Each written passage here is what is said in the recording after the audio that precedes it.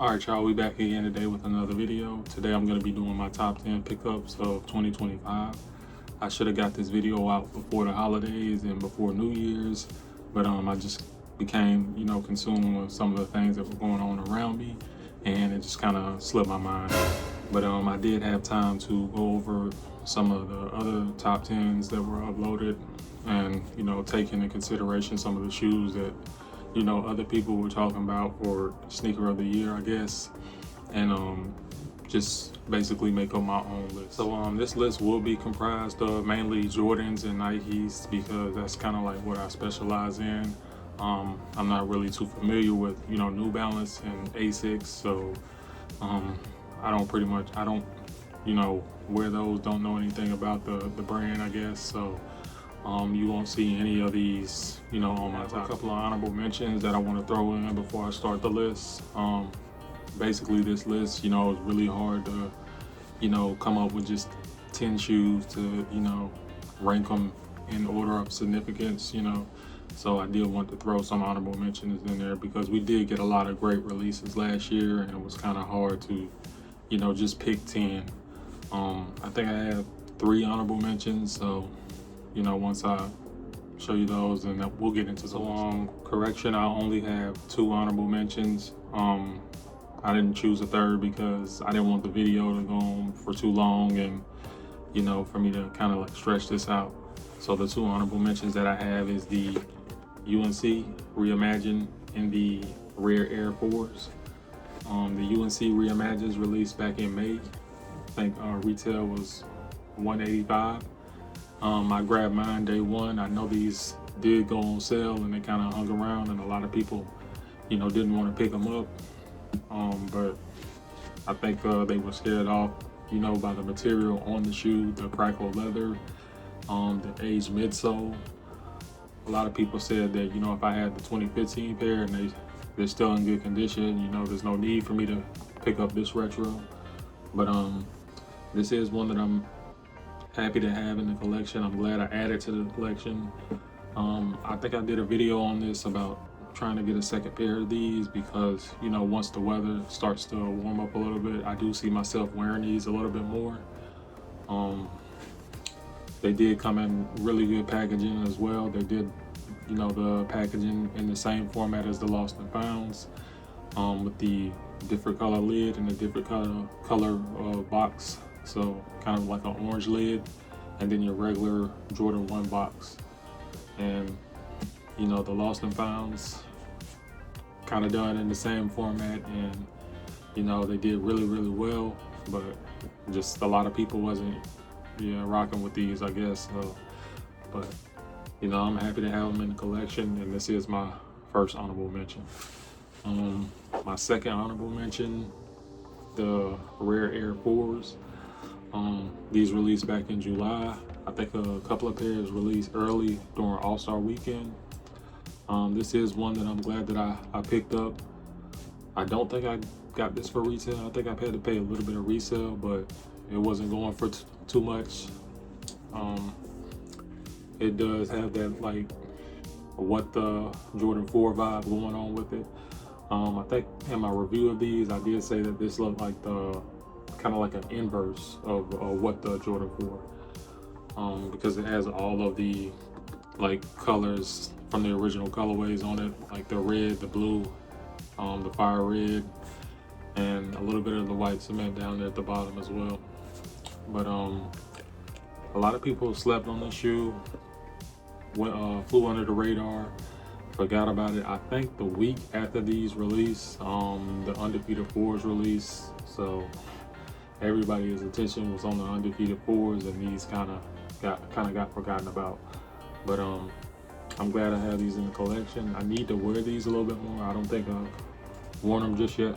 No, I think I'm worn them one time. But yeah, they do have that Velcro tongue, that rip away tongue, and that was a big thing too. The white lettering pair and the gold lettering pair. So yeah, but this is my second honorable mention. Real quick, before we go any further into the video, can you please make sure you subscribe to the channel, like the videos, hit the notification bell so you can get notified when I upload any new content. Like I said, all last year, this is a small channel, and I'm trying to continually, you know, grow the channel, get better at the content that I'm presenting, and liking the videos and sharing the content is the only thing that pushes me and motivates me more to, you know, keep uploading and keep making creative content. So if you could, please make sure you subscribe to the channel. Now, with all that out of the way, we can start the list off. The first shoe that I want to show, coming in at number 10, is the Kobe 6 Protro Dodgers. These did release back in May. I'm not quite sure what retail was. It may have been $190 or $200, but this shoe was a player exclusive. It was kind of like a friends and family pair a while back, and they finally released it to the public. This colorway, it was marketed as Game Royal, but the nickname was, you know, the Dodgers, because it's got that blue and white, the Dodgers colorway. The Dodgers did repeat this year as far as the World Series champions, so they had really good timing as far as releasing the shoe. But it's done in the same format as a normal Kobe 6 with the snakeskin pattern all over the upper, and this tongue up here is supposed to resemble a baseball glove with the little stitching up there, and then you have the Mamba logo right here. This did come with spare laces as well. I think it had the blue laces in here when it came out of the box, and I swapped it out with the white laces to kind of break up some of the blue on the shoe. But this is a pair that I'm happy that I added to the collection. I don't think I did a really good job with this review, but I do have it uploaded on the channel. If you want to go check it out, you can. So coming in at number 10, excuse me, is the Kobe 6 Protro Dodgers. Coming in at number 9, we have the Air Jordan 8 Aquas. These did release back in July. Retail was $210, I think. These didn't initially sell out. They sat around in stores for a while. Sat around on Sneakers app as well. A lot of people were scared away by the material on here. With the back right here is a lighter gray compared to the original 93 pair. So that gray on the back did scare a lot of people away from picking these up. I've never owned the Aquas, any of the previous retros, so when these released this year, I did have to make sure I was able to grab a pair. I didn't have an issue with the gray on the back. It didn't bother me. The gray on the back kind of has a good color contrast with the black nubuck on the upper up here.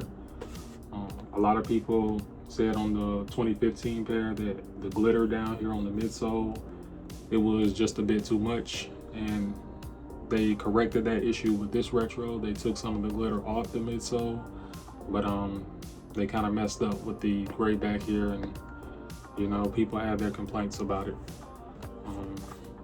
You have that bottom, you have that 90s style pattern down there at the bottom, true red Jumpman. I think the insole has like a 90s style pattern as well, right here. And they did do the same insole on the Bugs Bunnies as well. I still need to pick those up, but yeah, I think they executed these pretty well, and you know, I'm happy to have these in my collection. I do still need to go back and grab the playoffs as well to kind of complete the set, but you know, this is a really good starting point right here.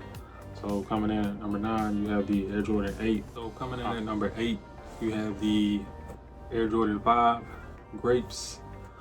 This is my only 5 that I'm gonna put on the list. No Reimagine Metallics, because that's not a shoe that I purchased this year, so I can't put that on the list. And my Fire Reds, I think I sold my Fire Reds, so this will be the only 5 that I'm including on the list. I don't dislike 5s. It's just I don't have too many in my collection, so. But I knew when these released, I think back during the summer, June, I had to have these. I've never owned the Grapes as well, so this is the first time for me. I haven't actually gotten around to wearing these yet, I don't think, because it still has that clear icy outsole down there. So I always identify these with the TV show, The Fresh Prince of Bel-Air. Will Smith was seen wearing these back in the 90s. He did rock them with, no laces. It's kind of why he got his own release, I think, back in 2018, where they came out with the Grape 5s and they didn't have any laces. It's just kind of like a slip-on Jordan 5 Grape. But I didn't try to go after that version of the shoe because I knew if I held out long enough that they would finally release an actual retro of the Jordan 5 Grapes. So this did make my list. The Jordan 5 Grapes coming in at number 8. Coming in at number 7, you have the Air Jordan 12 Flu Games. These did release back in March. Retail was $210. These did come on the heels of the Jordan 5 Reimagines. So a lot of people that wasn't able to pick up the Jordan 5 Reimagines, they were kind of going after this shoe. These did release back in 2016. Unfortunately, I wasn't able to pick up the last retro. So when I heard these were releasing this year, I had to make these a priority and put them on the list. I've never owned the Flu Games as well. So, this is the first time retro for me. It does, it's kind of like a Covenant colorway, a staple in the collection. You always need a pair of Jordan 12s. These things are, pretty much indestructible. They feel like boots, when you wear them. So, it takes a while for, to tear down a Jordan 12. A lot of people still have that 2016 retro and still looking in, brand new condition. So, a lot of people passed up on these, but, it made it easy for me to pick up my pair. So coming in at number 7, you have the Jordan 12. Coming in at number 6, it is the Jordan 12 Taxis. I hate to go back to back with the same silhouette, but this is another one that, got away from me back in the day. I think these previous released back in 2013. I was collecting back then, but I don't know what came over me where I kind of missed out on this release. And these weren't like highly sought after this year. A lot of people kind of overlooked this shoe because we had already received so many retros similar to this colorway in the past. I think in my video, in my review, I went over some of the previous retros that kind of look similar to this. We had so many. We had the red taxis, the flip taxis, the royalties, the Chinese New Year's. I broke all that down in my review of this shoe, so if you want to go check that out, you can. But when I saw these and took them out of the box, yeah, I knew these were going on my top 10. Pretty much a white and black shoe. You can pretty much wear it with anything. I probably was looking forward to these a little bit more than the Flu Games, hence why I have them a little bit lower on my list. But yeah, I'm very happy that I added these to the collection. So coming in at number 6, you have the Jordan 12. Alright, y'all, last 5. So these last 5 that I did, they're pretty much interchangeable. So they could have been rearranged on any given day, depending on how I'm feeling. I guess we can start off at number 5. And coming in at number 5, we have the Jordan 1 Unions, Chicago Shadows. These did release back in February around All-Star Weekend. I wasn't able to pick up a pair for retail. I know a lot of people were able to get on Union's website and, hit the shoe for retail. And I think they did a small drop on sneakers as well, but it was like exclusive access, and I didn't get a pair on that drop either. So I did end up paying resale for these. With the hype dying out on Jordan 1s, the price wasn't too crazy. I don't own any Chicago colorways, so that was mainly my reasoning for buying this. And that combined with the fact that I didn't get the other Unions that released back in 2018. So yeah, I wanted to kind of kill 2 birds with 1 stone. It does have that shadow upper, and then the base of the shoe is like a Chicago base colorway. So yeah, this was my first video that I uploaded on YouTube. I did get a lot of content out of this shoe this year, so you can say I got my money's worth, and I will be keeping this shoe in the collection for a long time to come. So coming in at number 5, it is the Jordan 1 Union. So I did make a few changes to a couple of shoes just now. So coming in at number 4, you have the Jordan 1 Shattered Backboards. These did release back in August. That retail was $185, $190, but you know, like I said before, with the hype dying out on Jordan 1s, nobody wants to touch them, nobody wants to purchase them, nobody wants to wear them, but you know, I still buy them. This is a highly coveted, you know, sneaker. Back in the day, I think 2015 is when they last released. A lot of people kind of titled these their grails. Unfortunately, these didn't have the same quality as the 2015 pair, but you know, I didn't own the 2015 pair, so I had to pick these up. They did give me a, you know, good reasoning for purchasing the shoe. They came with the same glass insole that the OGs came with. So these right here, they had really good packaging as well, kind of like the shattered glass box, and it did come with spare laces as well, orange laces and a set of black laces. These have been growing on me since they released in August. You know, initially I was gonna, you know, maybe sit this one out or come back to it later on, but you know, I'm glad I picked these up day one because I have gotten a couple of wears out of them and they do look really good on feet. So, you know, I'm happy to have these, and I have them ranked pretty high up in my top 10. So coming in at number 4, you have the Jordan 1 Shattered. At number 3, we have the Jordan 4 Navy SBs. This is one that I was really excited about getting. I missed out on the green pair. I've said that in numerous of videos prior. This was kind of like a placeholder to me for the green pair. But when I got these in and I saw, you know, the quality on them, how comfortable they were, you know, I knew these was gonna be in my top 10. I knew I was gonna purchase these the minute they, you know, we saw official images on them. I do still need to go back and get the green pair so I can kind of have the set complete for now. They did have a red pair that it was supposed to release, or was kind of like friends and family. I don't know. You know, I'm pretty happy with the navy pair. The red pair, to me, is probably my least favorite. So I'm kind of glad that it didn't release that to the public. And yeah, I got a lot of wears out of these during the summer.